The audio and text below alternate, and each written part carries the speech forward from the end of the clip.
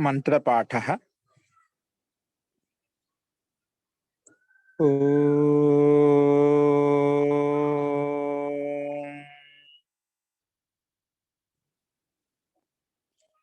सहनाववतु सहनौ भुनक्तु सह वीर्यं करवावहै तेजस्विनावधीतमस्तु मा विद्विषावहै। ओम शांति शांति शांति। सर्वेभ्यो नमः। అందరికీ నమస్కారం అండి। మనము సాంఖ్య దర్శనంలో 5వ అధ్యాయం చెప్పుకుంటున్నాము। ఈ 5వ అధ్యాయంలో కూడా నిన్న 98 సూత్రాల వరకు చెప్పుకున్నాము। నిన్న ఏం చెప్పుకున్నామంటే ప్రకృతి జీవాత్మ మధ్య ఎటువంటి సంబంధం ఉంది, వాచ్య వాచక సంబంధం ఉందా లేదా సంధ్యా సంధ్య సంబంధం ఉందా అనే సంబంధం గురించి చెప్పుకుంటున్నాము। అంటే సిద్ధాంత్ ఏం చెప్పారంటే నా సంబంధ నిత్యత, ఈ ప్రకృతి పురుషుడికి మధ్య అంటే ప్రకృతి జీవాత్మ మధ్య సంబంధం అనేది నిత్యమైన సంబంధం కాదు, స్వాభావిక సంబంధం కాదు। ఎందుకంటే రెండు అనిత్యమైనవి కాబట్టి।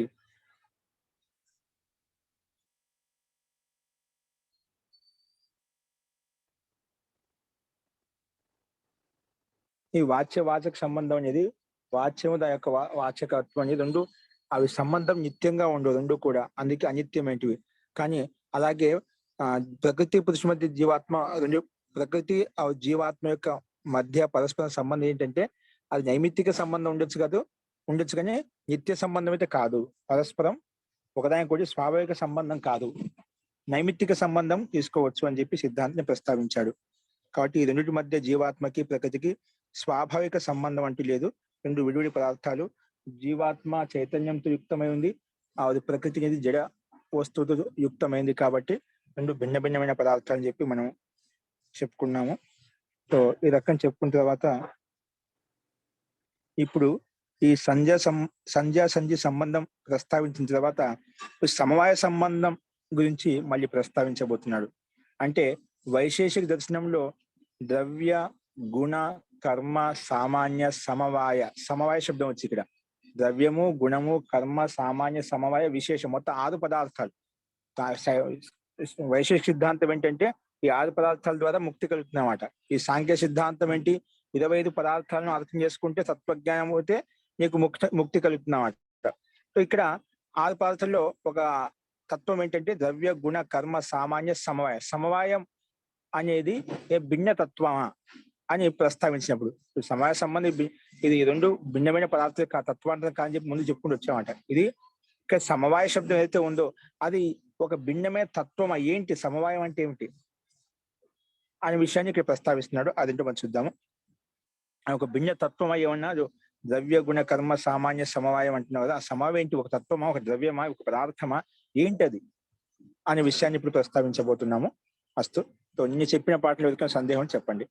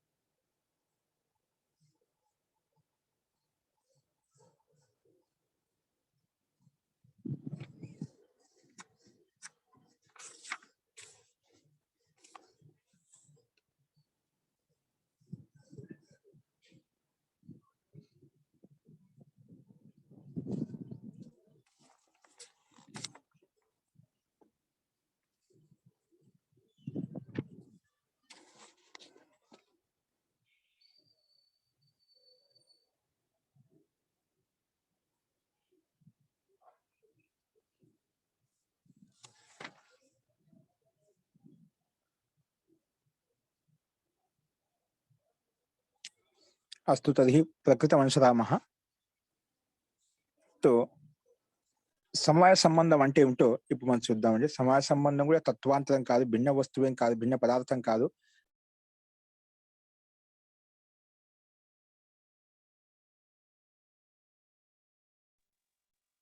కాబట్టి అది చూద్దాం.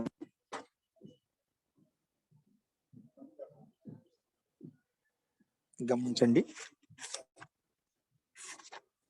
కింద మీకు 99 సూత్రంలో భాష్యం కనిపిస్తుంది చూడండి. 99 సూత్రానికి భాష్యం గమనించండి.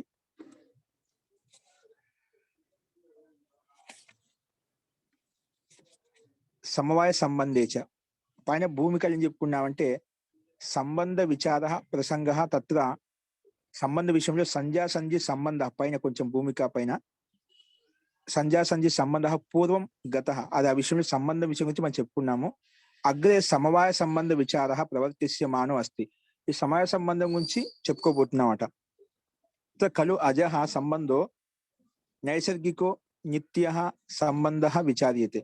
స్వాభావిక సంబంధమా లేదంటే నైమిత్తిక సంబంధం ఇది, ఆ విషయం గురించి ఈ ప్రకృతి జీవాత్మ విషయంలో ఏ సంబంధం ఉంది దాని గురించి ఇక్కడ ఈ రకం కూడా ఆలోచిస్తున్నారు. అదని చూద్దాం. సో సమవాయ సంబంధేచ నా సమవాయో అస్తి, ఎందుకు ప్రమాణ అభావాత్. ఇక్కడ సమవాయ సంబంధం కూడా కాదు. ఇక్కడ అజహ సంబంధో నైసర్గిక నిత్య సంబంధో విచార్యతే అంటే అజహ అంటే జీవాత్మ ప్రకృతి యొక్క సంబంధం అనేది స్వాభావిక సంబంధమా లేదా నిత్య సంబంధమా?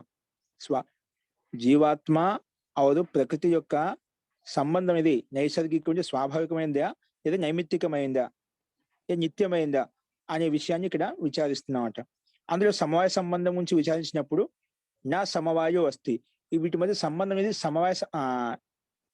సమవాయ కూడా కాదు, అంటే తత్వాంతమైన సమవాయం అని అనుకుంటున్నామా, అది కూడా కాదు. నా సమవాయో అస్తి, ఎందుకు ప్రమాణ అభావాత్. నువ్వు సమవాయ సంబంధం ఉన్నది చెప్పడము, సమవాయ సంబంధం ఉందనే విషయాన్ని నువ్వు ప్రామాణికంగా చూపించలేవు, ప్రమాణపూర్వకంగా దాన్ని అభివ్యక్తం చేయలేమట. ఎందుకంటే ప్రమాణ అభావాత్, సమవాయ సంబంధం ఉంది ఒకేలా అంటున్నాము, ఆ సమవాయ సంబంధం ఉంది అనే దానికి కూడా ఒక ప్రమాణం చూపించాలి కదా ఏదో ఒకటి. కానీ ఆ ప్రమాణం మనకు ప్రత్యక్షంగా కనిపించడం లేదు, అందుకే ప్రమాణ అభావాత్. కాబట్టి సాంఖ్య సిద్ధాంతం ప్రకారంగా ఆ సమవాయ సంబంధం కూడా కాదు అని చెప్పి సిద్ధాంతి చెప్తున్నామట. చూడండి, నా సమవాయో అస్తి, ఎందుకు ప్రమాణ అభావాత్ అని చెప్పాడు. భాష్యం చూడండి, సమవాయ న అస్తి అంటే సాంఖ్య సిద్ధాంతే, భాష్యం చూడండి, సాంఖ్య సిద్ధాంతే సమవాయ సంబంధ తత్వాంతరం నామన్యతే. సాంఖ్య సిద్ధాంతంలో సరే ఈ చెప్పిన ద్రవ్య గుణ కర్మ సామాన్య సమవాయ శబ్దం వైశేషిక సిద్ధాంతం ప్రకారంగా వాళ్ళ సమాయం కూడా ఒక తత్వాంతరం చెప్పి వాళ్ళు భిన్నంగా పరిగణిస్తారు. కానీ సాంఖ్య సిద్ధాంతం ప్రకారంగా సాంఖ్యానుసారంగా ఇక్కడ సాంఖ్య సిద్ధాంత సమవాయ సంబంధ తత్వాంతరం నామన్యతే, అది భిన్నమైన తత్వంగా పరిగణించదు, అదే స్వీకరించదు. సాంఖ్య సిద్ధాంత ఆచార్యులు సాంఖ్యాకారులు సమవాయ సంబంధ తత్వాంతరం నామన్యతే, వేరే తత్వాంతరం కాదు. ఎందుకు కాదు అంటే తత్ సాధన ప్రమాణ అభావాత్, అది నిజంగా తత్వాంతరం అని చెప్పేటువంటి ప్రమాణం అనుకుంటూ ఏది లేదు.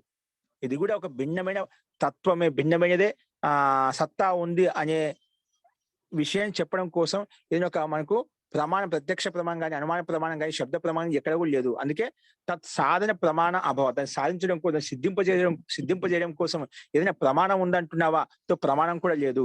అందుకే తత్ సాధన ప్రమాణ అభావాత్ సమవాయ సంబంధోపి నా తత్వాంతరం మన్యతే, సమవాయ సంబంధం తత్వాంతరం కాదు అని చెప్పి సిద్ధాంతి ఈ రకంగా ప్రస్తావించాడు. అంటే ప్రకృతి జీవాత్మ మధ్య సమవాయ సంబంధం ఉందా అంటే సమవాయ సంబంధం కూడా లేదు, అది కూడా తత్వాంతరం కాదు, భిన్నతత్వమేం కాదు అని చెప్పి సిద్ధాంతి ఇక్కడ ప్రస్తావించాడు. సరే ఎందుకు కాదు, ఎందుకు ప్రమాణం కనిపించలేదు, మరి కింద పూర్వపక్షి అడుగుతున్నాడు. కథం ప్రమాణ అభావ ఇది ఉచ్యతే, మరి ఎందుకు ప్రమాణం కనిపించలేదు, ఎందుకు ప్రత్యక్ష ప్రమాణం, సమవాయ సంబంధం ఒక తత్వం కదా, వైశేషికాదులు దాన్ని స్వీకరిస్తున్నారు కదా, ఏంటి ప్రమాణం ఎందుకు కనిపించడం లేదు, ఆ విషయం చెప్తున్నా చూడండి. కథం ప్రమాణ అభావ ఇది ఉచ్యతే, ఎందుకు ప్రమాణం లేదంటున్నా అంటే దానికి సమాధానం చెప్తున్నారు. గమనించండి, ఉభయత్రాపి అన్యతా సిద్ధేహి, ఉభయత్రాపి ఎందుకంటే రెండు వైపులు చూసినా అన్యత్ర సిద్ధే, ఉభయత్ర అంటే కార్యకారణ సంబంధంలో రెండు చోట్ల కూడా వేరే విధంగా కనిపిస్తున్నాడు. ఉభయత్రాపి అన్యతా సిద్ధేహి నా ప్రత్యక్షం అనుమానం వా, అందుకే ప్రత్యక్షం కూడా కాదు అనుమానం కూడా కాదు, అందుకే ప్రత్యక్ష ప్రమాణం లేదు అనుమాన ప్రమాణం కూడా కనిపించలేదు అన్నమాట. కానీ ఉభయత్రాపి అన్యతా సిద్ధే, రెండు వైపులో కూడా అన్యత వేరే విధంగా సిద్ధింపజేయడం వల్ల నా ప్రత్యక్షం అనుమానం వా, ప్రత్యక్షం కానీ అనుమానం కానీ మనకి ఏది కనిపించడం లేదు అని చెప్పి సిద్ధాంతి ఈ రకంగా ప్రస్తావిస్తున్నాడు. చూడండి భాష్యంలో ఉభయత్రాపి అంటే ఏమిటంటే కార్యకారణయోరపి, కార్యము కారణము. కార్యం అంటే ఏమిటి? వస్తువు, ఆ పదార్థం, కనిపించేటువంటి రూపం అంట, అది కార్య వస్తువు. కారణం అంటే ఆ కార్య వస్తువు ఏ కారణం చేత ఉత్పన్నమైందో దానికి కారణం అంటాం. ఓకేనా? ఇప్పుడు కుండ అనేది మట్టి కుండ అనేది కార్యము. ఆ కుండ ఎట్లా తయారైంది? మట్టితో తయారైంది, అది కారణం. అట్లా కార్యకారణము. కార్యకారణయోరపి సాంఖ్య సిద్ధాంతే. సాంఖ్య సిద్ధాంతం అంటే సత్కార్యవాదం, అంటే సత్తాత్మ, అంటే ఏదో సత్తాత్మకమైన పదార్థం చేతనే సత్తాత్మైన ఒక వస్తువు పదార్థం తయారవుతుంది, అది సాంఖ్య సిద్ధాంతం అంట. అందుకే సాంఖ్య సిద్ధాంతే అంటే సత్కార్యవాదే విద్యమానత్వం అస్తి. సత్కార్యవాదే కారణస్య కార్యాభివ్యక్తిత్వం ధర్మవత్వాత్. సత్కార్యవాదే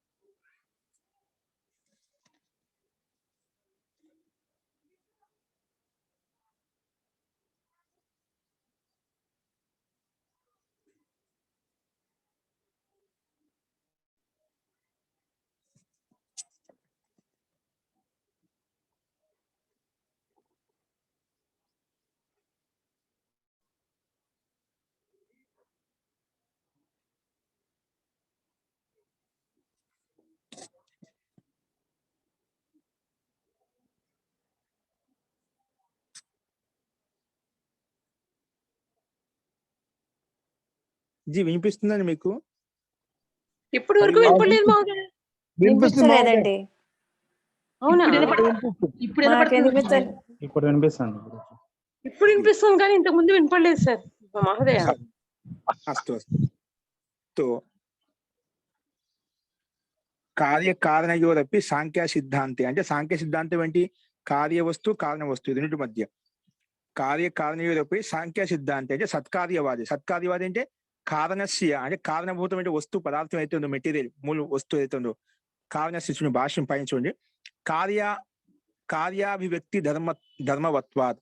అంటే కారణస్య కార్యాభివ్యక్తి ధర్మవత్వం అంటే కారణం ఉందంటే దాని కార్య వస్తువు ఉత్పన్నం కావడం దాని యొక్క ధర్మం అంట. ఒక మిట్టి ఉందంటే మిట్టిలో కుండ ఆ యొక్క స్వరూపం తయారు కావడం, వాటి యొక్క మూర్తి రూపం తయారు కావడం, అది వాటి యొక్క ధర్మం అంట.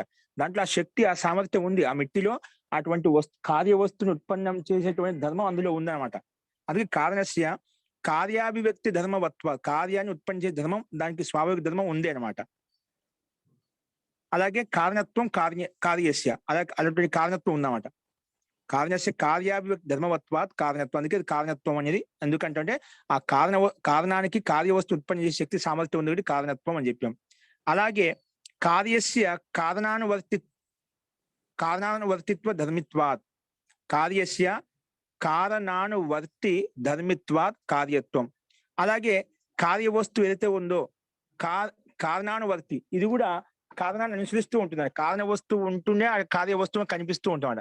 అంటే పరస్పరం ఒకదానికొకటి అన్యోన్యంగా ఉంటాయన్నమాట. కార్య వస్తువు ఉత్పన్నమైతే కారణం కూడా ఉంటుంది, కారణం ఉంటుంది అంటే కార్య వస్తువు కూడా ఉంటుంది. అందుకే దానికి కార్యత్వం అని చెప్పి అది కారణత్వం అని చెప్పాం. అంటే కార్యత్వ స్వరూపం కనిపిస్తుంది కాబట్టి దాంట్లో ఒక మూర్త స్వరూపం అంటే పిండ స్వరూపం కనిపిస్తుంది కాబట్టి రంగు రూప ఆకారం కనిపిస్తుంది అంటే ఇది కార్యత్వం అని చెప్పాం. ఆ కార్యత్వం మనకి కనిపిస్తుంది అంటే దాంట్లో కారణత్వం కూడా ఉద్యమానంగా ఉంది, సమవాయ కారణంగా ఉంది. దాని సమవాయ కనకన రూపంలో ఉంది కాబట్టి దానికి కారణత్వం అని చెప్పామట. ఈ రకంగా కారణత్వము కార్యత్వం రెండు మధ్య పరస్పరం ఉంది. అదే కార్యస్య కారణ అనువర్తిత్వ ధర్మిత్వాత్ కార్యత్వం, అది కూడా ధర్మి కాబట్టి దాని కార్యత్వం కూడా ఉంది అని చెప్పి ఇక్కడ ప్రస్తావించాడు. ఎందుకంటే అన్యతా సిద్ధేహే కార్యత్వం ఖలు అన్యతా సిద్ధి. అంటే ప్రమాణాంతర అంటే వేరే ఇది కారణత్వానికి కార్యత్వానికి ఎదుటి మధ్య పరస్పరం కార్యకారణ సంబంధం ఉందని చెప్పడం కోసం వేరే ప్రమాణిక అవసరం లేదండి. ఈ ఒక కార్య వస్తువుని చూడగానే దీనికి కారణం ఉంటుంది, కారణం అనగానే కార్య వస్తువు ఉత్పన్నం అవుతుంది. ఈ రెండింటి మధ్య మనం వేరే ప్రమాణం చూపించడానికి అవసరం లేదన్నమాట. ప్రమాణాంతరానికి వేరే దాన్ని సిద్ధింపచేయడం ప్రత్యక్షంగా కనిపించే వాటికి మనం దానికి ప్రమాణం పూర్వకంగా సిద్ధింపజేయాల్సిన అవసరం లేదన్నమాట. అది చెప్తున్నా ఇక్కడ. ప్రమాణాంతర అంటే వేరే ప్రమాణానికి అంటే స్వతః సిద్ధి స్వరూపత సిద్ధం అస్తి. ఎందుకంటే వేరే ప్రమాణం అవసరం లేదు, కానీ స్వతః సిద్ధి స్వరూపత సిద్ధం అస్తి. స్వతః సిద్ధం అంటే స్వాభావిక సిద్ధమైన స్వతః సిద్ధం. ఎందుకు స్వరూపత సిద్ధం అస్తి? ఈ కార్యకార్య రూపం అనేది కార్యత్వం కారణత్వం ఇది స్వాభావికంగా సిద్ధమై ఉంది. దాన్ని ప్రత్యక్షంగా మనకు కనిపిస్తుంది అన్నమాట. కార్య వస్తువుని చూడగానే దాని కారణత్వం కారణవత్వం ఉందంటే దాని కార్య రూపంలో పరిణామం చెందుతుంది. ఈ రెండు ప్రత్యక్షంగా దృష్టిగోచరం అవుతున్నాయి కాబట్టి వీటికి వేరే ప్రమాణానికి స్వాభావికంగా సిద్ధమైన వాటికి వేరే ప్రమాణానికి అవసరం లేదు. అందుకే స్వరూపత సిద్ధం అస్తి, స్వాభావికంగా సిద్ధంగా ఉన్నాయి. తస్మాత్ అందువల్లనే ప్రత్యక్షం అనుమానం వా నా. అందుకే ప్రత్యక్ష ప్రమాణం కానీ అనుమానం కానీ ఇక్కడ ఏం అవసరం లేదు, వేరే తత్వాంతరికి అవసరం లేదు. చూడండి భాషం. తత్ర ప్రత్యక్షం వా అథవా అనుమానం ప్రమాణం అంటే ప్రత్యక్షం వా అనుమాన ప్రమాణం అంటే కార్య కారణాభ్యం భిన్నస్య అంటే కార్యం కాకుండా కారణ భిన్నమైన పదార్థమైన తత్వాంతరం ఉందని చెప్పడం కోసం ఇక్కడ ఎటువంటి అవసరం లేదు. అనుమానం ప్రత్యక్షం అథవా అనుమానం ప్రమాణం అంటే ప్రత్యక్ష ప్రమాణం కానీ అనుమాన ప్రమాణం కానీ కార్య కారణాభ్యం భిన్నస్య అంటే కార్య వస్తువు లేదా కారణ వస్తువు కానీ భిన్నమైంది. కార్య కారణాభ్యం భిన్నస్య అంటే సమవాయాఖ్యస్య తత్వాంతరం అసాధక తత్వాంతరత్వ సాధకం నా భవతి. అంటే వేరే తత్వాంతరం అంటే కార్య కారణ వస్తువు కంటే భిన్నమైన ఒక వస్తువు ఒక పదార్థం ద్రవ్యం ఉందని చెప్పి దాన్ని సాధింపజేయడం కోసం వేరే తత్వాంతరం అంటూ ఏది లేదు. అంటే కార్యత్వం కారణత్వం ఉంది, కానీ కార్యత్వం కారణత్వం రెండు కాకుండా భిన్నమైన మూడో పదార్థం ఒక తత్వం ఉంది అనేది అది యుక్తి సంగతం కాదు సాంఖ్య సిద్ధాంతం ప్రకారంగా. అందుకే ఇప్పుడు కార్యకారణాలే భిన్నస్య కార్య వస్తువు కాకుండా కారణ వస్తువు కాకుండా అంతకని ఈ రెండు తత్వాలకు భిన్నమైన తత్వం మూడో తత్వం ఒకటి ఉంది అనేది భిన్నస్య సమవాయాఖ్యస్య తత్వాంతరత్వం సాధకం నా భవతి. అటువంటి తత్వాంతరాన్ని మూడో తత్వాన్ని చూపించడం కోసం సిద్ధింపజేయడం కోసం వేరే తత్వాంతరం అంటూ ఏదో ప్రమాణం అంటూ ఏది లేదు. ప్రత్యక్షం కానీ అనుమానం కానీ ఏది లేదు. ఎందుకంటే కార్యభవతి కారణం ప్రత్యక్షం, కార్యవస్తులో కార్యభవతి కారణం ప్రత్యక్షం అంటే కార్యవస్తులో కారణం ప్రత్యక్షం కనిపిస్తుంది అన్నమాట. కారణాచ కార్యస్య భవతి ఆ కారణం చేతనే కార్యవస్తు తయారవుతుంది, ఇది కూడా మన ప్రత్యక్షం కనిపిస్తుంది. కాబట్టి అంటే మిట్టి ఉందంటే కుండ ఉంది, కుండ ఉందంటే దాని కారణం ముట్టి కూడా ఉందంట. రెండు ప్రత్యక్షంగా వస్తుంది, కార్యకారణ సంబంధం ప్రత్యక్షం కనిపిస్తుంది అన్నమాట. అది ఇప్పుడు కార్యభవతి కారణం ప్రత్యక్షం, కార్యవస్తులో కారణం ప్రత్యక్షం కనిపిస్తుంది. కారణాచ అదే కారణం వలన కార్యస్య భవతి ఆ కారణం చేతనే కార్యవస్తు ఉత్పన్నం అవుతుంది కూడా మనం ప్రత్యక్షం చూస్తున్నామట. కాబట్టి అనుమానం ఇక్కడ అనుమానం ప్రత్యక్షం కనిపిస్తుంది. అంటే కార్యవస్తుని చూడగానే అనుమానం పడతాం, కారణం ఉంది, కారణం చూడగానే దీనికి అనుమానం కార్యవస్తు ఉత్పన్నం అవుతుంది. రెండు అనుమానం ద్వారా మనకు ప్రత్యక్షం అవుతాయంట. ప్రత్యక్ష రూపంగా అనుమాన రూపంగా రెండు కూడా మనకు సిద్ధింపబడతాయి. కానీ ఈ కార్యవస్తు కారణ వస్తువు కానీ భిన్నమైన పదార్థం ఒకటి ఉందని చెప్పేది అది ప్రత్యక్షం ద్వారా కానీ అనుమానం ద్వారా కానీ మనకి ఎటువంటి ప్రమాణం లేదు, తత్వాంతరం అంటూ ఏది లేదు అని చెప్పి ఇక్కడ సిద్ధాంతి ప్రస్తావించాడు. అందుకే కారణాచ కార్యస్య భవతి కలు అనుమానం పరంతు తాభ్యాం అంటే ప్రత్యక్ష అనుమానాభ్యాం అంటే ప్రత్యక్షం కాకుండా అనుమానం కాకుండా తాభ్యాం ప్రత్యక్ష అనుమానాభ్యాం తయో కార్యకారణయో అంటే కార్యవస్తు కారణ వస్తు కార్యకారణయో సమవాయ కార్యకారణయో సమవాయ తాభ్యాం కార్యకారణాభ్యాం తత్వాంతరం సాంఖ్య సిద్ధాంతే నా అపేక్షతే. కాబట్టి ఈ ప్రత్యక్షం ద్వారా కానీ అనుమానం ద్వారా కానీ కార్యకారణయో సంబంధం అనేది సమవాయ సంబంధం అనేది తాభ్యాం కార్యకారణాభ్యాం అంటే తత్వాంతరం వేరే భిన్నతత్వం అంటే కార్యవస్తు కాకుండా కారణవస్తు దానికన్నా భిన్నతత్వం మూఢతత్వం ఏదో ఒకటి ఉంది అనేది సాంఖ్య సిద్ధాంతే నా అపేక్షంతే. సాంఖ్య సిద్ధాంత ప్రకారంగా అపేక్ష అనేది లేదు, ఇక్కడ అవసరం లేదు. కాబట్టి నా మన్యంతే అంటే నా సిద్ధ్యంతే, అది ఆ సాంఖ్య సిద్ధాంతం ప్రకారంగా వేరే తత్వం అంటూ లేదు. అంటే ద్రవ్య గుణ కర్మ సామాన్య సమవాయ శబ్దం ఏదైతే ఉండిచ్చిందో వైశేషిక సిద్ధాంతం ప్రకారంగా ఇది ఏమైనా భిన్నతత్వమా, కార్యకారణం కంటే భిన్నమైన వస్తువా, భిన్నమైన పదార్థమా, ఏదో మూడవ తత్వం ఏదైనా ఉందంటే అది భిన్నతత్వం అంటూ ఏది లేదు. ఎందుకు ప్రమాణ అభావాత్ దానికి ప్రత్యక్షం కానీ అనుమానం కానీ ప్రమాణం లేదు. ఏ విధంగా కార్యవస్తుకి కారణ వస్తువుకి ప్రత్యక్షంగా అనుమానం ద్వారా సిద్ధింప చేసుకుంటున్నామో అలాగే ఈ మూడవ తత్వం అంటే కార్యకారణం కంటే భిన్నమైన తత్వము అని చెప్పి దానికి మనకి ఎటువంటి ప్రమాణం మనకు ప్రత్యక్షం కానీ అనుమానం కానీ దృష్టిగోచరం కావడం లేదు. కాబట్టి సాంఖ్య సిద్ధాంతం నా అపేక్షంతే, అపేక్ష లేదు. నా మన్యతే అది స్వీకరించదు కూడా, నా సిద్ధ్యత అది అది స్వీకరించదు సిద్ధించదు కూడా. అది ప్రత్యక్షంగా అభావం ఉంది కాబట్టి ప్రమాణ అభావం ఉంది కాబట్టి అది సైద్ధాంతిక ప్రకారంగా యుక్తి సంగతం కాదు, సాంఖ్య సిద్ధాంతం ప్రకారంగా చెప్పి సిద్ధాంతి ప్రస్తావించాడు. అస్తు. సో మొత్తానికి దీని యొక్క అభిప్రాయం ఏంటంటే ఇక్కడ కార్యకారణం కంటే భిన్నమైన అంటే సమవాయ విషయంలో సమవాయ సంబంధానికి ఎందుకు ప్రత్యక్షం కావడం అంటే అదేమైనా భిన్న తత్వాంతరమా అంటే కార్య వస్తువు కారణ వస్తువు కంటే భిన్నమైన తత్వాంతరం అంటే కార్య వస్తువు కారణ వస్తువు కంటే భిన్నమైన తత్వాంతరం కాదు. ఈ విధంగా కార్యత్వం మనకు కారణత్వం రెండు కనిపిస్తున్నాయి. కార్యత్వం చూడగానే కారణత్వం అనుమానం పడతాము, కారణం చూడగానే కార్య వస్తువుకి అనుమానం ద్వారా మనకు ప్రత్యక్షం అవుతున్నాం అంట. అంటే ప్రత్యక్ష అనుమానం ద్వారా రెండు ప్రత్యక్షం అవుతుంది. అలాగా సమవాయ సంబంధం అనేది కార్య వస్తువు కారణ వస్తువు కంటే భిన్నమైన ఒక తత్వము, భిన్నమైన ఒక పదార్థం అని చెప్పి మనకు ఎటువంటి ప్రత్యక్ష ప్రమాణం ద్వారా కానీ అనుమానం ద్వారా అవి సిద్ధింపబడడం లేదు. కాబట్టి సాంఖ్య సిద్ధాంతం ప్రకారం అవి స్వీకరించలేదు, అందుకే అవి సిద్ధించకూడదు అని చెప్పి సిద్ధాంతి ప్రస్తావించాడు. అస్తు. ఇలా చెప్పిన తర్వాత మళ్ళీ ఇంకో రకంగా ప్రస్తావన పూర్వపక్షి అడుగుతున్నారు. ఇక్కడ కారణస్య కారణత్వం ఏంటి? కారణస్య అనే కారణ వస్తువుకి కారణస్య కారణత్వం, కార్యస్య కార్యత్వం అంటే కారణ వస్తువు కారణత్వం అనేది కార్యస్య కార్యత్వం భవతు. సరే, కారణానికి కారణత్వం ఉంటుంది, కార్య వస్తువుకి కార్యత్వం కూడా ఉంటుంది. అంటే కారణత్వం ఉండాలి, అప్పుడే కార్యత్వ వస్తువు ఉత్పన్నం అవుతుంది. కార్యత్వ వస్తువు ఉత్పన్నమైంది, దానికి కారణం కూడా ఖచ్చితంగా ఉంటుంది. దాంట్లో సందేహ అనుమానం ద్వారా ప్రత్యక్షం అవుతుంది. అంటే కారణత్వము కార్యత్వము ఉన్నాయని చెప్పి పూర్వపక్ష సిద్ధాంతి పూర్వపక్ష స్వీకరించామన్నమాట. సరే, కారణస్య కారణత్వం ఉంది, కార్యస్య కార్యత్వం కూడా ఉంది.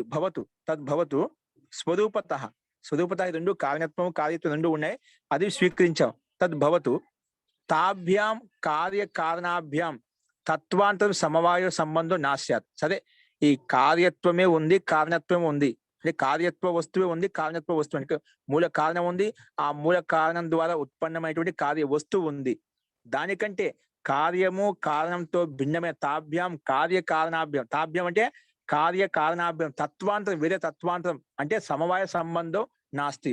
దానికంటే భిన్నమైన సమవాయ సంబంధం ఒక పదార్థం అనేది మనకు తత్వాంతరం వేరే తత్వం అంటూ ఏది లేదు అని చెప్పి ఇక్కడ స్వీకరించాం. బానే ఉంది. అలా దాన్ని ముందు చెప్పిన సిద్ధాంతికి చెప్పి మళ్ళీ ప్రశ్న వేసి పరంతు కానీ సమవాయ సంబంధం నాస్తి అంటే భిన్నమైంది, కార్యకారణానికి భిన్న సమవాయ సంబంధం లేదు, తత్వాంతరం కాదని చెప్పి చెప్పాడు అన్నమాట. కానీ కారణాత్ కార్యాభివ్యక్తి అంటే కారణం చేత కార్యాభివ్యక్తి అంటున్నావు కదా, అంటే కారణం చేతనే కార్య వస్తువు ఉత్పన్నం అవుతుంది అంటున్నావు.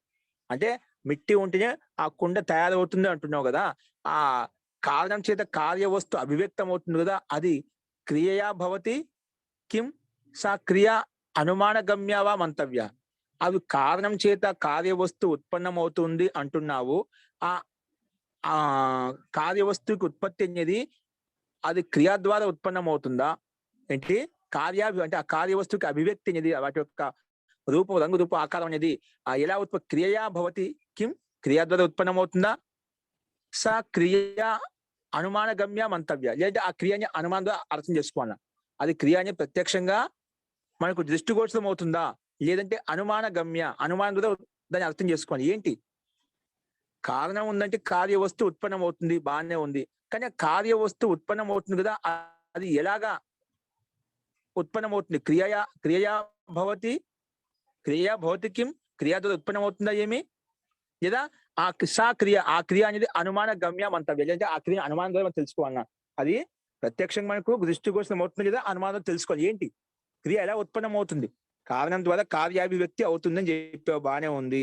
ఆ కార్య యొక్క అభివ్యక్తి అనేది ఆ కార్య వస్తు ఉత్పన్నం అవుతుంది అనేది క్రియ ద్వారా ఉత్పన్నం అవుతుందా, లేదంటే ఆ క్రియ అనుమానం ద్వారా తెలుసుకోవాలన్నా, ఎలా తెలుసుకోవాలి అని పూర్వపక్షి ఇది ఆకాంక్షయం ఇది ఉచ్యతే.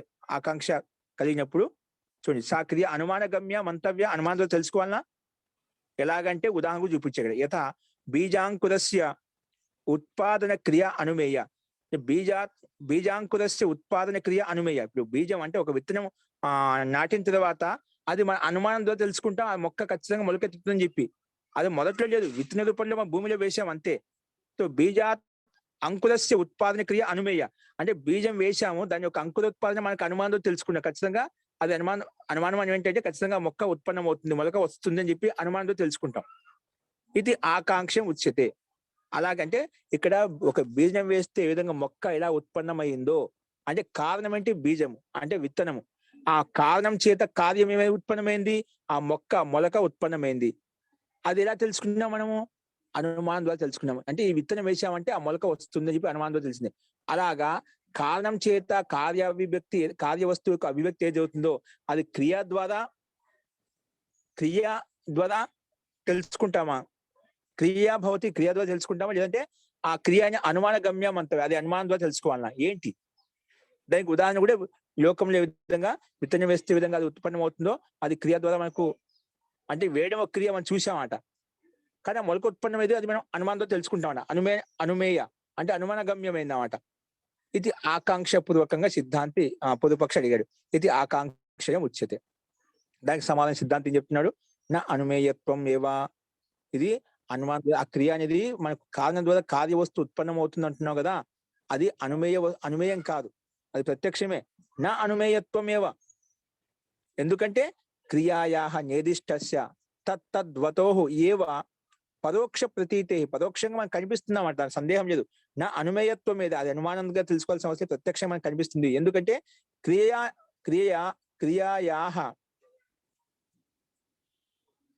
క్రియాయాహ అంటే నిర్దిష్టస్య తత్తద్వతోః ఏవ పరోక్ష ప్రతీతేః, అంటే క్రియాయాహ అనుమేయత్వం ఏవన్నా, అంటే క్రియాయాహ అనుమేయత్వం ఏవన్నా. ఇక్కడ దీనికి అలా అర్థం చేసుకో. నా అనుమేయత్వం క్రియాయాహ అంటే క్రియా యొక్క అనుమేయత్వం లేదు, క్రియాయాహ అనుమేయత్వం అనుమానం ద్వారా కాదు, తెలుసుకోవాల్సిన అవసరం లేదు, ప్రత్యక్షం మనకు దృష్టిగోచరం అవుతుంది. అందుకే క్రియాయాహ అనుమేయత్వం ఏవన్నా. ఎందుకు? దానికి సమాధానం తర్వాత చెప్తా చూడండి, భాషను చూడండి. ముందుగా క్రియాయాహ అనుమేయత్వం ఏవన్నా, ముందు నా అనుమేయత్వం క్రియాయా అనే పదానికి ఇక్కడ అర్థం చెప్తున్నారు. ఇక్కడ క్రియాయాహ అంటే కలు అనుమేయత్వమేవ నా మంతవ్యం, అనుమానం ద్వారా తెలుసుకోవాల్సిన అవసరం లేదు. నా అనుమేయత్వం అంత అనుమానించాల్సిన అవసరం లేదు. క్రియాయాహ కలు అనుమేయత్వమేవ నా మంతవ్యం, అనుమానం ద్వారా తెలుసుకోవాల్సిన అవసరమే లేదు. ఎందుకు? కింటు ప్రత్యక్షత్వమపి భవతి, ఎందుకంటే ప్రత్యక్షం మనకు కనిపిస్తుంది, అనుమానం ఎందుకు? అది కార్యం ద్వారా కార్య వస్తువు ఉత్పన్నం అవుతుంది అనేది మనం ప్రత్యక్షంగా కంటితో కూడా చూడొచ్చు అన్నమాట. ప్రత్యక్షం అవుతున్నాడా, ఇంద్రియ గోచరం అవుతుంది. అందుకే ప్రత్యక్షమపి భవతి అంటే అనుమానంతో కూడా అవుతుంది, అనుమానం లేదు కాదు, కానీ ప్రత్యక్షం కూడా అవుతుంది. కేవలం అనుమానమే కాదు, ప్రత్యక్షం కూడా అవుతుంది అన్నమాట. అందుకే క్రియాయాహ ఖలు అనుమేయత్వమేవన్నా, కేవలం అనుమానం మాత్రమే కాదు, అంటే ప్రత్యక్షమపి భవతి, ప్రత్యక్షం కూడా అవుతుంది. నువ్వు కేవలం అనుమానం ద్వారా తెలుసుకోవాలన్నా, అనుమాన గమ్యమైందా అడుగుతున్నావు కదా, కారణం చేత కార్య వస్తు ఉత్పన్నమైంది, అది అనుమానం ద్వారా తెలుసుకోవాలన్నా, లేదంటే క్రియ ద్వారా తెలుసుకోవాలన్నా, ఏంటి అయినప్పుడు దానికి కేవలం అనుమానం మాత్రమే కాదు, క్రియ మాత్రమే కాదు, ప్రత్యక్షం కూడా ఉంది అని చెప్పి సిద్ధాంతం చెప్తున్నాడు. అందుకే క్రియాయాహ అనుమేయత్వమేవ నా మంతవ్యం కింటు ప్రత్యక్షత్వమపి భవతి, ప్రత్యక్షం కూడా అవుతుంది. ఎందుకంటే దీనికి కారణం చెప్పాడు. యతః ఎందుకంటే నేదిష్టస్య తత్తద్వతోః ఏవ అపరోక్ష ప్రతీతేః, అంటే దీనికి సమానం చూడండి. నికటస్థస్య జనస్య అంటే దగ్గరగా ఉన్నటువంటి జనులు, మనుషులు ఎవరైతే ఉన్నారో, నికటస్థస్య జనస్య క్రియావతోః అంటే క్రియావతోః అంటే దాన్ని ఓపెన్ చేసి ఇప్పుడు క్రియాయాహ అంటే క్రియావతశ్చైవ ప్రత్యక్ష జ్ఞానాత్, ఆ క్రియను చూసి కర్మను చూసి అక్కడ మన ప్రత్యక్ష జ్ఞానం కలుగుతున్నామట. నికటస్థస్య జనస్య ఎవరైతే దగ్గరగా ఉన్నారో, ఆ క్రియ కారణం చేత కార్య వస్తువు ఉత్పన్నమయ్యేటప్పుడు అది నికటస్థంగా జరుగుతుంది కాబట్టి అది ప్రత్యక్షం అవుతుందన్నమాట. భలే మనం చూడకపోయి ఉండొచ్చు, కానీ చూసిన వ్యక్తులు చాలా మంది ఉంటారు అనమాట. మనం చూసినంత మాత్రం ఆ కారణం లేదని కాదు. అక్కడ ఇప్పుడు చాలా భవనాలు చూస్తున్నాము, భిన్న భిన్న వస్తువులు పదార్థాలు చూస్తున్నామట. ఆ వస్తువు తయారు చేసే మనం లేము, కానీ దాని కార్య వస్తువు స్వరూపం చూసి మనము దాని యొక్క అనుమానం ఖచ్చితంగా ఏదో కారణం చేత ఉత్పన్నమైందని చెప్పి మన అనుమానంలో దృష్టిగోచరం అవుతుందన్నమాట. కాబట్టి ఇక్కడ అదే విధంగా నికటస్థ జనస్య, అక్కడ నికటంగా ఉన్న దగ్గరగా ఉన్న జనులు ఎవరైతే ఉన్నదో, క్రియావతో అంటే క్రియావతశ్చైవ ప్రత్యక్ష జ్ఞాన, క్రియా రూపంలో క్రియ జరుగుతున్నప్పుడు ప్రత్యక్షంగా జ్ఞానం కలిగింది, ప్రత్యభిజ్ఞ కలిగింది, అంటే యథార్థంగా ప్రత్యక్షంగా ఇంద్రియ గోచరం అయిపోయింది, అంటే ఇంద్రియాల సన్నికాసం జరిగింది కాబట్టి అది ప్రత్యక్షంగా తెలుస్తుంది. అంటే ఒక పదార్థం, భౌతిక పదార్థం ఉత్పన్నం అవుతుందంటే అది మనం ప్రత్యక్షంగా చూడవచ్చు, ప్రత్యక్ష గోచరం కూడా అవుతుంది. ఒకటేంటి కార్యవస్తువు చూసిన తర్వాత కార్యవస్తువు అనుమానించడం, ఒకటేమో కార్యవస్తు రెండు ఉత్పన్నమైతే సందర్భంలో మనం చూడవచ్చు అన్నమాట. కారణ వస్తువు కార్య వస్తువు రెండు ఒకేసారి చూడవచ్చు అన్నమాట. అది దృష్టి ఇంద్రియ గోచరం అవుతుంది అన్నమాట. ఇంద్రియాల సన్నికాసం కూడా చేసుకోవచ్చు అది చెప్పాడు. ఆ క్రియావతశ్చ ప్రత్యక్ష జ్ఞానం కలిగి ఉండటం వలన యహ కలు, ఎందుకంటే యహ కలు దేశకాల దృష్ట్యా నికటస్థో భవతి, ఏదైతే ఇప్పుడు దేశకాల దృష్టి ప్రకారం నికటస్థో భవతి, ఏదైతే నికటంగా ఉంది, దగ్గరగా ఉంది, సా క్రియావతి ప్రత్యక్షమపి ప్రదర్శతి, సా క్రియావతి సా అంటే క్రియావతి ప్రత్యక్షమపి ప్రశ్యతి, అంటే ఏదైతే నికటంగా ఉందో, దగ్గరగా ఉందో, అది ప్రత్యక్షంగా ఆ కుండ ద్వారా ఉత్పన్నమైనటువంటి పదార్థం ఏవైతే ఉన్నాయో, లేదా మిట్టి ద్వారా ఉత్పన్నమైన పదార్థం అయితే ఉందో, అంటే వస్తు స్వరూపం అయితే ఉందో, అది రెండు ప్రత్యక్షంగా చూస్తున్నామట. సా క్రియావతి ప్రత్యక్షమపి స్పశ్యతి, చూస్తున్నాడు. ఇప్పుడు గచ్చతి ఇది పురుషే, వెళ్తున్నాడు అంటే నడుస్తున్నాడు, వెళ్తున్నాడు, గతి చేస్తున్నా అనుకోండి, అది పురుషుల్లో మనం గమనక్రియ ప్రత్యక్షంగా చూస్తున్నామండి. ఇప్పుడు గమనక్రియ చూస్తున్నాం, ప్రత్యక్షంగా చూస్తున్నాం అని. ఇప్పుడు గమనక్రియ ప్రత్యక్షం చూడకపోయినా ఇప్పుడు ఒక స్థానం చూసాము, మళ్ళీ ఒక గంట తర్వాత ఇంకో స్థానం చూసామంట. అంటే ఈ ఒక స్థానంలో ఉన్నటువంటి వ్యక్తి ఇంకో స్థానంలోకి వచ్చాడంటే అక్కడ గతి జరిగిందని అనుమానం ద్వారా తెలుస్తున్నామట. అదే ఏ దేవదత్తుడైతే ఒక దేశంలో చూసామో మళ్ళీ కొంత సమయం తర్వాత ఇంకో స్థానం చూసామనుకోండి, అంటే స్థానాంతర ప్రాప్తి జరిగింది, స్థానాంతర గమనం జరిగింది, అంటే గతి ఉంది అని చెప్పి తెలుస్తున్నామట. అంటే ఇక్కడ గచ్చతి పురుషే గమనక్రియ అంటే గమనక్రియ జరిగిందని తెలుస్తుంది. అలాగే పశ్చిమానే ఓదనే పచనక్రియ అంటే ఏదైనా ఆ పదార్థం పొయ్యి మీద పెట్టామనుకోండి, గ్యాస్ మీద పెట్టామనుకోండి, ఆ ఉడుకుతున్న పదార్థాన్ని బట్టి ఇక్కడ దాన్ని పచనక్రియ నడుస్తుందని చెప్పి తెలుస్తున్నామట. ఏదైనా ఒక పదార్థం ఉడుకుతుంది అంటే అక్కడ పచనక్రియ మనకు ఈ రకంగా ఉండే పదార్థం ఈ రకంగా తయారైతే పచనక్రియ జరుగుతుందని చెప్పి అనుమానం ద్వారా తెలుస్తున్నామట. అలా ఏ విధంగా అయితే స్థానాంతర ప్రాప్తి ద్వారా ఈ పురుషుడు ఇక్కడి నుంచి ఇక్కడికి వచ్చా అంటే గమనక్రియకు అనుమానం ద్వారా తెలుస్తుందో, అలాగే పచనక్రియ కూడా అదే విధంగా తెలుస్తుంది. అందుకే పశ్చిమానే ఓదనం అంటే అన్నం ఉడుకుతూ ఉందన్నమాట. దాన్ని బట్టి ఏమవుతుంది, పచనక్రియ, ఆ పచనక్రియ జరుగుతుందని చెప్పి తెలుస్తుంది అన్నమాట. అలాగే మృత్తికాతో నిర్మీయమానే ఘటే నిర్మాణ క్రియాం సాక్షాత్ పశ్యతి, అలాగే మిట్టి ద్వారా కుండ తయారవుతుంటే కుమ్మరివాడు ఆ కుంభకాడు తయారు చేసేటప్పుడు మనం ప్రత్యక్షంగా చూస్తామండి. ఆ మిట్టి ఏ విధంగా ముద్దగా తయారు చేసిన ముద్ద రూపం అనేది అది ఢేర రూపంలో ఉన్నటువంటి మిట్టిని అది పొడిని నీళ్ళతో తడిపేసి తర్వాత ముద్దగా చేసి దాన్ని ఇదొక కుండ రూపంలో తయారు చేసిన ప్రక్రియ విధి విధానంతో ప్రత్యక్షంగా చూస్తున్నామట. అందుకే మృత్తికాత అంటే మట్టు నుండి, అంటే మన్ను నుండి నిర్మీయమానోహి ఘటే నిర్మాణం అవుతున్నటువంటి ఘటం అంటే కుండలో నిర్మాణ క్రియ సాక్షాత్ పశ్యతి, అది సాక్షాత్ ప్రత్యక్షంగా చూస్తున్నామట. అంటే కారణం చేత కార్యవస్తు ఉత్పన్నం అవుతుంది, బియ్యం చేత అన్నం ఉడుకుతుంది, అలాగే మిట్టి చేత కుండ తయారవుతుంది, పురుషుని యొక్క గతి ద్వారా అక్కడ గమనక్రియ ప్రత్యక్షం అవుతుంది. అలాగే ప్రతిదీ నికటస్థంగా ఉండి మనం ప్రత్యక్షం చేసుకుంటున్నామట, దృష్టిగోచరం అవుతుంది.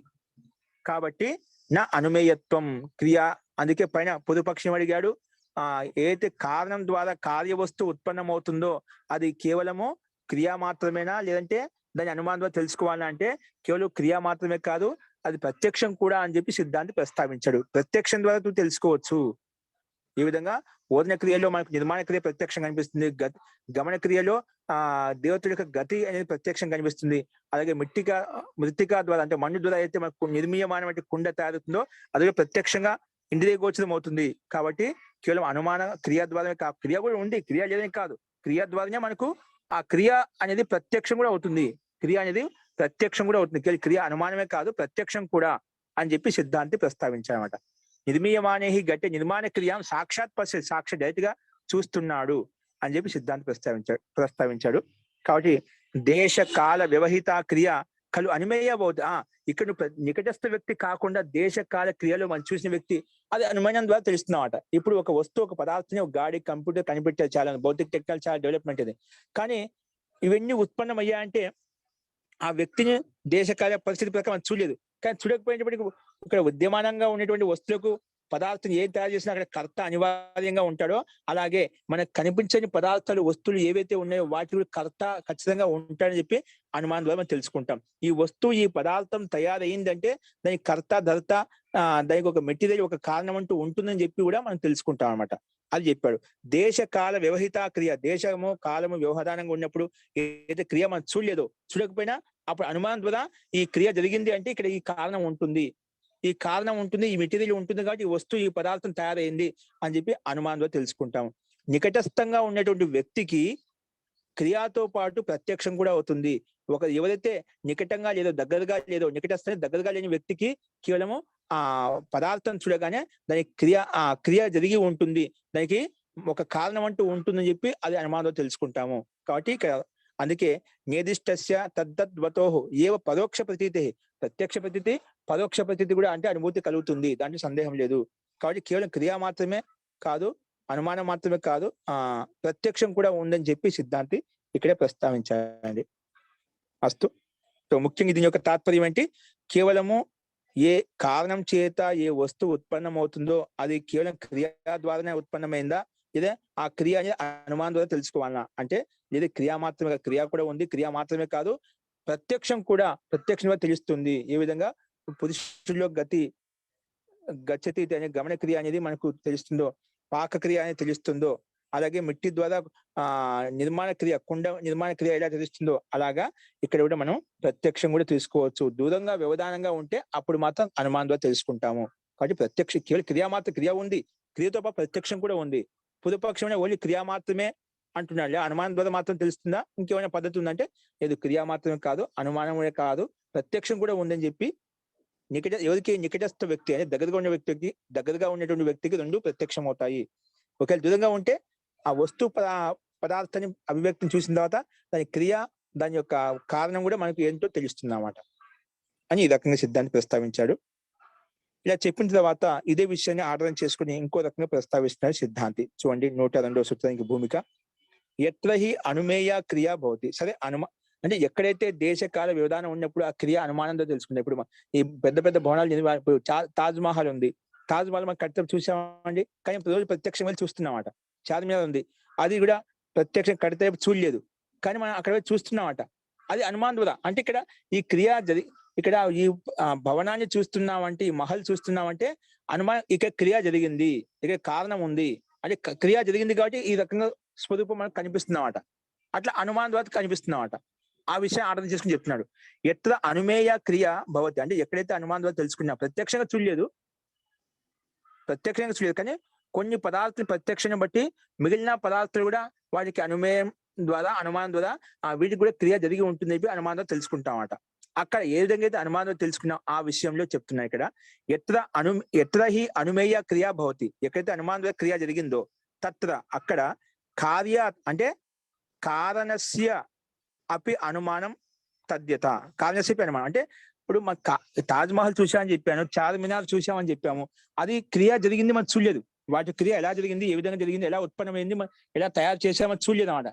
కానీ దాని భవన క్రియ మహల్ చూస్తున్నామట, అప్పుడు క్రియను అనుమానం ద్వారా తెలుసుకుంటాం, ఈ క్రియ జరిగిందని చెప్పి. అంటే ఈ కార్య వస్తువు మహల్ చూడగానే దానికి కారణ వస్తువు ఏమై ఉంటుంది, దీనికి కారణం ఏ రకంగా తయారై ఉంటుంది, ఆ కారణం దాని ఏవైతే మూల తత్వాలు ఏవైతే ఉన్నాయో అవన్నీ కూడా మనకు దృష్టిగోచరం అవుతాయి.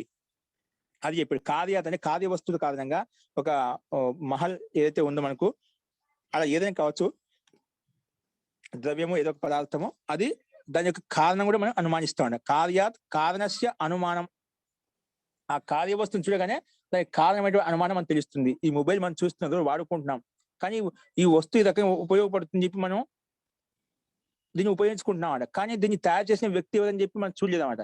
దీని క్రియ కష్టపడిన వ్యక్తి కర్త అంటూ ఒకడు ఉన్నాడు అనమాట. ఆ కర్త చూడకపోయినా క్రియ జరిగింది, దీన్ని ఉత్పన్నమైంది, ఇలా తయారు చేసి అని చెప్పి మనం అనుమానం తెలుసుకుంటాం అన్నమాట. కానీ కార్య వస్తువుని చూడగానే కారణం ఎవరై ఉంటారని చెప్పి మనం దానికి ఖచ్చితంగా కారణం ఉంటుంది, కార్యకర్త ఉంటాడు అని చెప్పి మనకు అనుమానం ద్వారా దృష్టిగోచరం అవుతుంది. అది చెప్పాడు. ఎత్ర హి అనుమేయ క్రియా భవతి, ఎక్కడైతే అనుమానం ద్వారా క్రియ జరుగుతుందో తత్ర కార్యాత్ కారణస్యపి అనుమానం, అక్కడ కార్య వస్తువుని చూడగానే కారణం వస్తువును మనం అనుమానిస్తాము. కార్య వస్తువు ఇప్పుడు మిట్టిని కుండను చూడగానే దానికి మిట్టి కారణం అని చెప్పి తెలుసుకుంటాము, వస్తువుని చూడగానే దానికి దార పోగులు కారణం అని తెలుసుకుంటాము. అలాగే అన్ని చోట్ల మనం అర్థం చేసుకోవాలి. సో ఈ రకంగా కార్య వస్తువుని చూడగానే కారణం అనుమానం పడతాం కదా, ఆ విషయం చెప్తున్నమాట. తద్యత ఎలాగంటే దానికి ఉదాహరణ చూపించి సూత్ర రూపంలో చెప్తున్నారు. నా పాంచభౌతికం శరీరం, ఎందుకు బహునాం ఉపాదేయ అయోగ్యత్వాత్, బహునాం ఉపాదాన యోగాత్.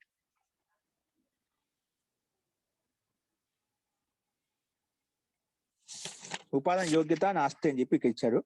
తో నా పాంచభౌతికం శరీరం. ఇది మనం మామూలుగా శరీరం అనేది ఉత్పత్తి అనేది పాంచభౌతికం పంచభూతాలు తయారని చెప్తున్నారు. కానీ ఇక్కడ ఏం చెప్తున్నాడు? నా పాంచభౌతికం శరీరం. ఇది పాంచభౌతికం అంటే పంచభూతాలు ఉత్పన్నం కాదంట. ఇక సిద్ధాంతం కొంచెం బాగా గమనించండి. నా పాంచభౌతికం శరీరం. ఎందుకు? బహునాం ఉపాదాన యోగాత్. బహునాం ఉపాదాన యోగాత్ అంటే చాలా ఉపాదాన తత్వాలతో కలిసి ఉంది కాబట్టి ఇది పాంచభౌతిక శరీరం కాదు, ఒకే తత్వం కాదు, చాలా తత్వాలు కలిసి ఉన్నాయి కాబట్టి అందుకే బహునాం ఉపాదాన యోగాత్. అందుకే పాంచభౌతికం శరీరం నాస్తి అని చెప్పి సిద్ధాంతిక చెప్తున్నమాట. నా పాంచభౌతికం శరీరం అనేది పాంచభౌతికం కాదు. ఎందుకంటే బహునాం ఉపాదాన యోగాత్ అని చెప్పి కారణం చూపించాడు. అదంటూ భాష్యం చూడండి. శరీరం పాంచభౌతికం నా, ఈ శరీరం పాంచభౌతికం కాదంట. ఎందుకు చూడండి. శరీరం పాంచభౌతికం నాస్తి. ఈ మనకు కనిపించే స్థూల శరీరం అని ఏదైతే ఉందో పాంచభౌతికం నాస్తి. ఎందుకు? పంచభూతేభ్యో నా ఉత్పన్నం. ఇది పంచభూతాలతో ఉత్పన్నం కాలేదంట. ఏంటి? ఈ పంచభూత పృథివీ జల అగ్ని వాయు ఆకాశం చేత ఉత్పన్నం కాలేదు. పంచభూతేభ్యో నా ఉత్పన్నం, పంచభూత ఉత్పన్నం కాలేదు. యతః ఎందుకంటే బహునాం ఉపాదాన యోగాత్. బహునాం ఉపాదాన అంటే వీటి ఉపాదాన కాదు చాలా అనేకంగా ఉన్నాయి, అందుకే ఇది పాంచభౌతిక శరీరం కాదు అని చెప్పి సిద్ధాంతి ఈ రకంగా ప్రస్తావిస్తున్నాడు. బహునాం ఉపాదాన యోగాత్ అంటే చూడండి భాష్యం. బహునాం భూతానం అంటే చాలా భూతాలు అంటే పంచభూతాలు. బహునాం భూతానం ఏకస్మిన్ కార్యే అంటే ఒకే కార్యంలో, ఏకస్మిన్ కార్యే కార్యాభివ్యక్తౌ. కార్య అంటే వాటి యొక్క కార్యాభివ్యక్తిని కనిపిస్తున్నాడు. కార్య అభివ్యక్తో కలు ఉపాదానత్వ యోగ అంటే అందుకే ఉపాదానత్వ యోగం కనిపిస్తుంది. అంటే అన్ని కలిసి ఒకే దానిలో కనిపిస్తాయంట, భిన్న భిన్నం కాదు, పాంచభౌతికం కాదు, అన్ని కలిసి ఒకటేగా మారిపోయామంట. అందుకే నా పాంచభౌతిక శరీరం అంటున్నామాట. నా పాంచభౌతిక శరీరం కాదు అని చెప్తున్నామాట. ఎందుకు?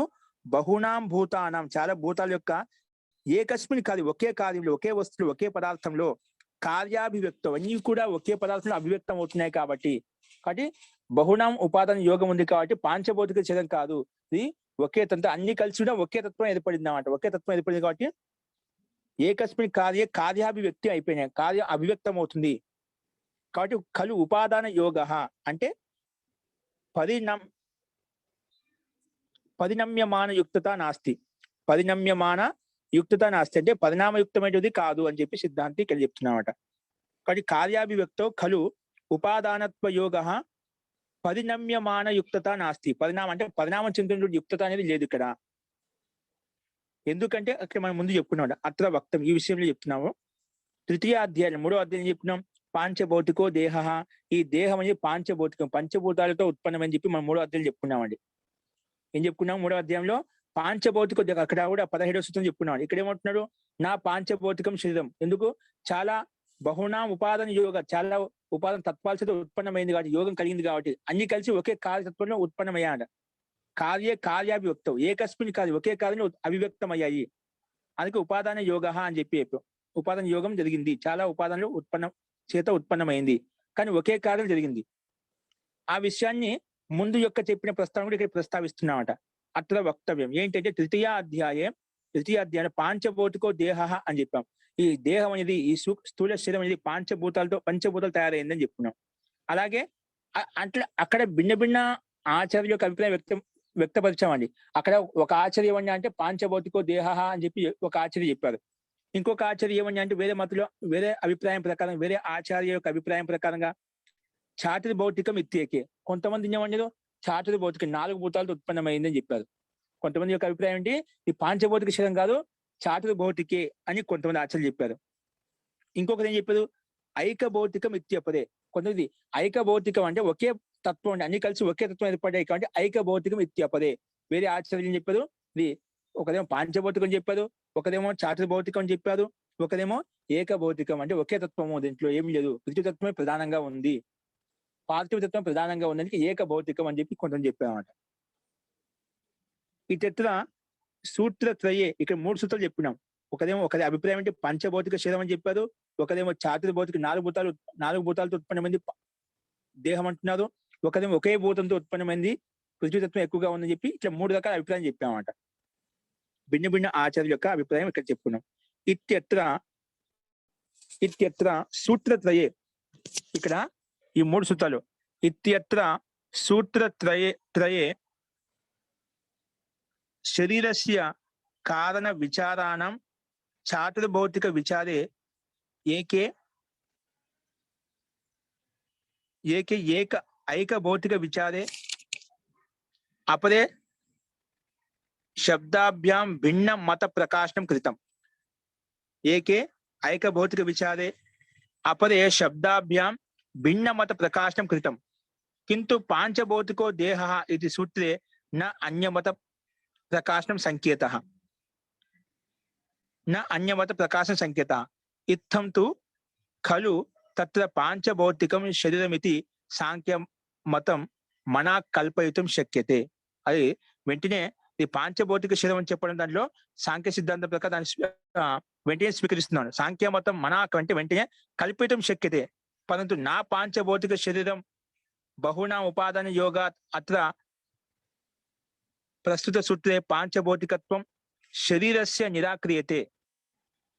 పునః సాంఖ్య మతం శరీరస్య ఉపాదానత్వే కిమ్ ఇతి ప్రశ్నః సముపతిష్ఠతే. తత్ర చాతుర్భౌతికత్వం తథా ఏకభౌతికత్వం తు నా సాంఖ్య మతం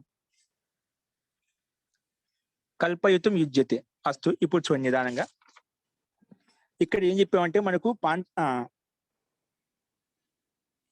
అంటే పూర్వపక్ష అభిప్రాయం ఇంకా ఈ రకంగా కొంతమంది యొక్క అభిప్రాయం కూడా వ్యక్తపరుస్తుంది నా పాంచభౌతిక శరీరం అని చెప్పి. దానికి కారణం ఏ ప్రస్తావించాలంటే బహునాం ఉపాదాన చాలా తత్వాల చేత ఉత్పన్నమైంది కాబట్టి బహునాం తత్వాల యొక్క యోగం ఉంది కాబట్టి ఇది పాంచభౌతికం కాదని చెప్పాం. అది చెప్పిన తర్వాత దాంట్లో ముందు చెప్పిన ప్రక్రియ అంతా కూడా పాంచభౌతిక దేహ అని చెప్పి ముందు చెప్పుకున్న 3వ అధ్యాయంలో కొంతమంది ఆచార్యులు చాతుర్భౌతికం చెప్పారు, కొంత ఏకభౌతికం చెప్పారు. ఇటువంటి విచారణ చేసేటప్పుడు ఆ విషయ ప్రస్తావాన్ని ఇక్కడ మళ్ళీ దాన్ని ఖండిస్తున్నామట.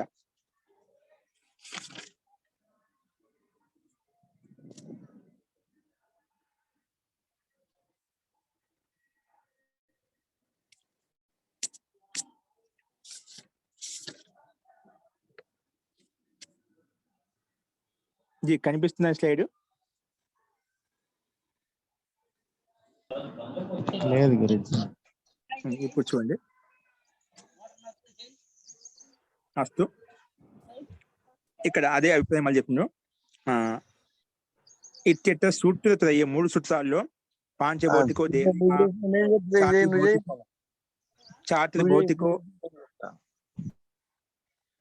చాతుర్భౌతికో ఇత్యపరే ఏకభౌతికం ఇత్యపరే అని చెప్పినాం. చాతుర్భౌతికం ఇత్యేకే ఐకభౌతికం ఇత్యపరే ఇత్యత్ర సూత్రత్రయే శరీరస్య అంటే కారణ విచారణాయం ఈ శరీరం యొక్క కారణం ఎక్కడి నుంచి తత్వం ఏ తత్వాలు ఉత్పన్నమైంది ఈ శరీరం యొక్క విచారణలో శరీరస్య కారణ విచారణాయం చాతుర్భౌతిక విచారే ఏకే ఐకభౌతిక విచారే అపరే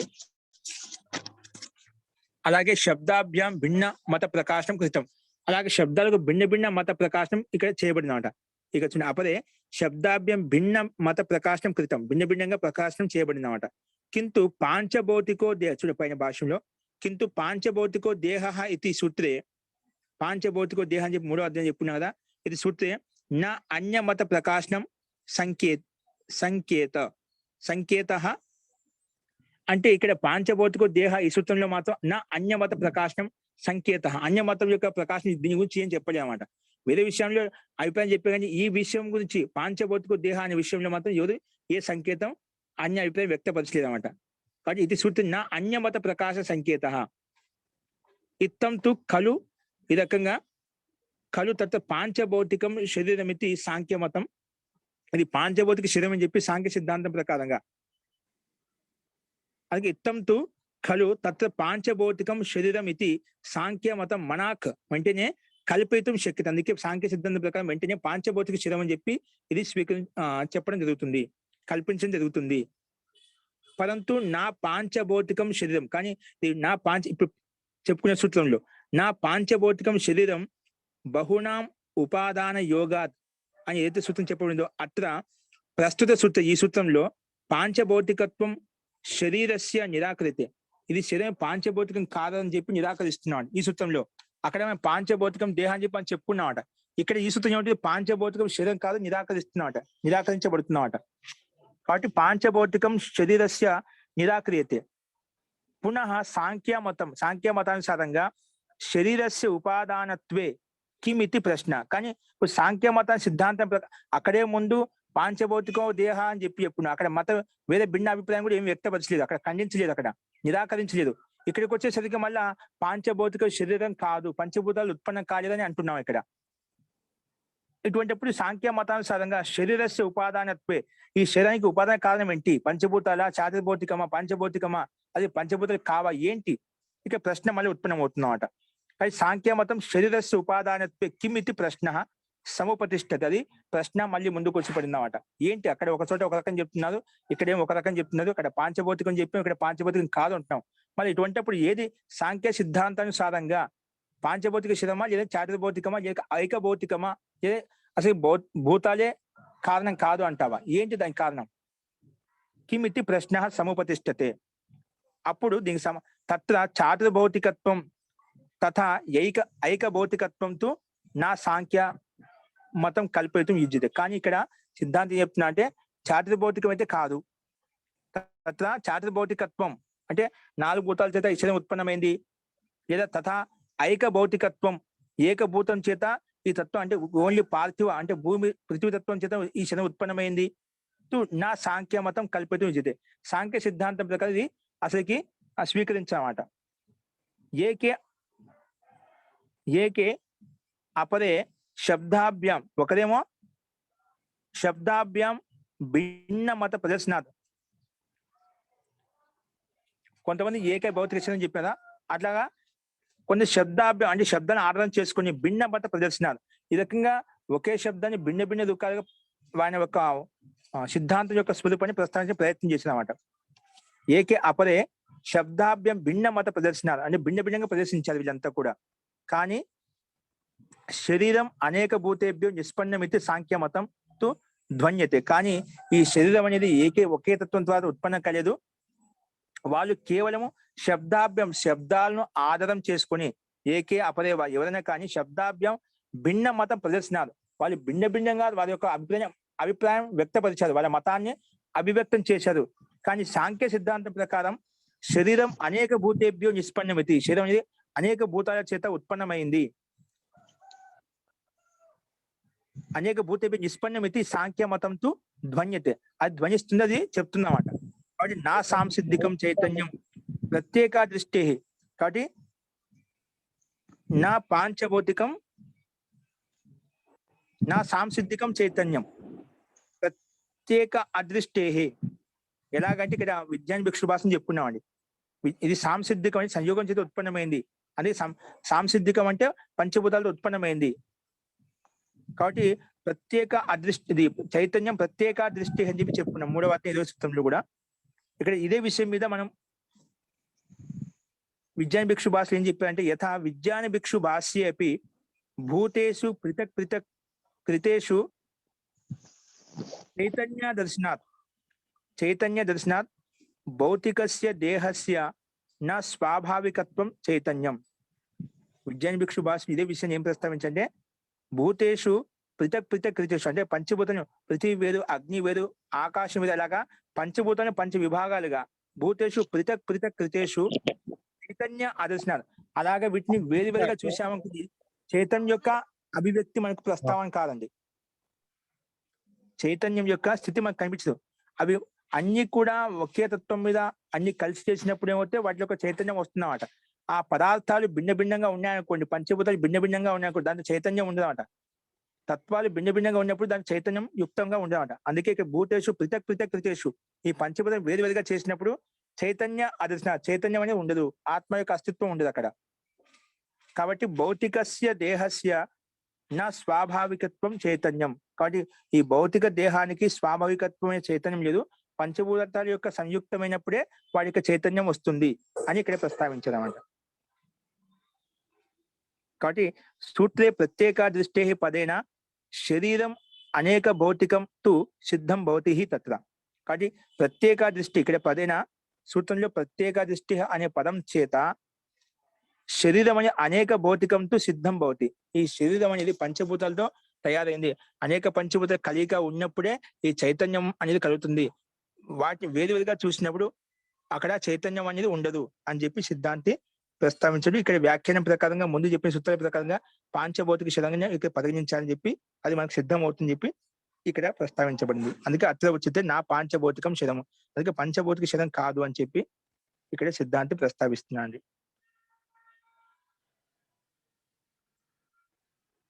అస్తు. ఇది ఇక్కడ ఇంకో రకంగా ప్రస్తావించబడింది. అది అంటే విజ్ఞాన భిక్షు భాషలో వేరే ఆచార్యుల అభిప్రాయం ప్రకారంగా అది ఏంటో రేపు చూద్దామండి. ఇక్కడ మీకు కేవలము భిన్న భిన్న రకాలుగా ప్రస్తావిస్తున్నా అంటే దాన్ని ఇంకో రకంగా మనం అంటే యథార్థంగా ఏది స్వీకరించాలి అనేది ఇక్కడ భిన్న భిన్నంగా చెప్పబడింది. అది మీకు రేపు చెప్తానండి. అస్తు. ఎందుకంటే పాంచభౌతిక శరం అంటున్నాము, చాతుర్భౌతిక శరం అంటున్నాము, ఇక్కడ పంచభూతాల యొక్క యోగమే లేదు శరంలో అంటున్నాము అనేది ఇక్కడ ఇంకో రకం ప్రస్తావించబడింది. అదేంటో మనం రేపు చెప్పుకుందామండి ఈ మిగిలిన భాష్యము. అస్తు. మీకు ఏమైనా వ్యక్తిగతంగా ఇప్పుడు సందేహాలు చెప్పండి.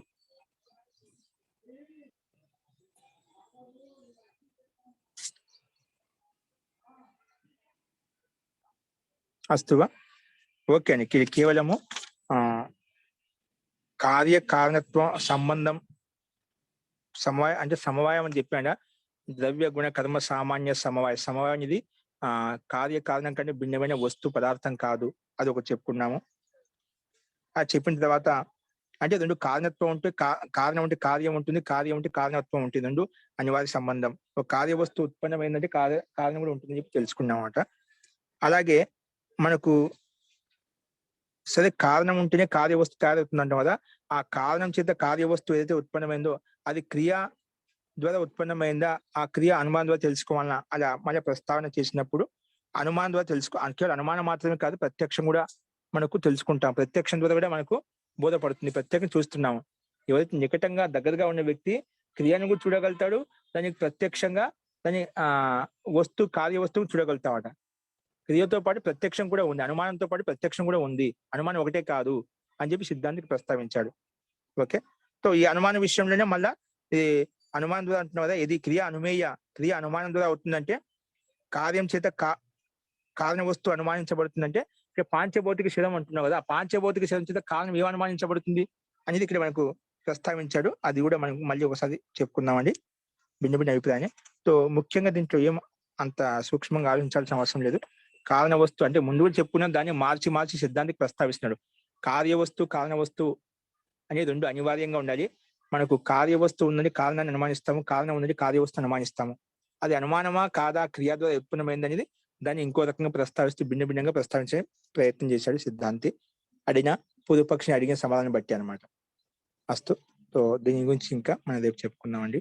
ఎందుకు అలా పాంచభౌతిక శరీరం చూసి దానికి కారణం ఏమి, పంచభూతాలు ఏవి తత్వం మనకు అనుమానించబడుతుంది, పృథ్వీతత్వం ప్రధానంగా ఉందా లేదా, 4 తత్వాలు ప్రధానంగా ఉన్నాయి లేదా 5 తత్వాలు ప్రధానంగా ఉన్నాయి, ఏ భూతాలు ప్రధానంగా ఉందనేది అది మనం చూద్దామండి రేపు. అస్తు. ఓకే అండి. మంత్రపాఠ.